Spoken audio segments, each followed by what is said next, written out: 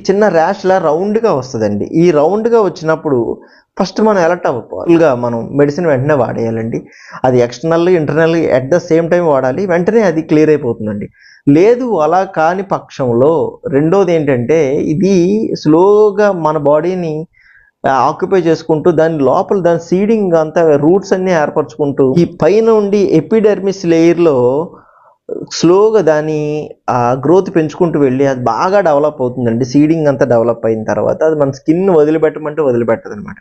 So, ఈ విధంగా develop అవుతూ మన ఎక్కడైతే ఫేవర్‌గా ఉండే ప్లేసుల్లో ఉన్నాయో, స్వెట్ ఎక్కువ పడుతుందో, దానికి ఎక్కడ కెరటిన్ బాగా పోషకాలు అందుతున్నాయో, అక్కడ బాగా స్కిన్ డ్యామేజ్ చేస్తూ పెరుగుతుంటది. సో, ఈ పెరుగుతున్నప్పుడు కామ్‌గా ఉండదు గదండీ! అది మన స్కిన్ను మన బాడీ రిఫ్లెక్ట్ అవ్వడం వల్ల విపరీతమైన దురద, విపరీతమైన మంట, మనకి గోకారన్న ఆ ఇంటెన్షన్ రావడం. దానివల్ల గోగుతూ ఉన్నప్పుడు అది ఏం చేస్తదంటే అండి, దాని స్పోర్స్ ద్వారా మన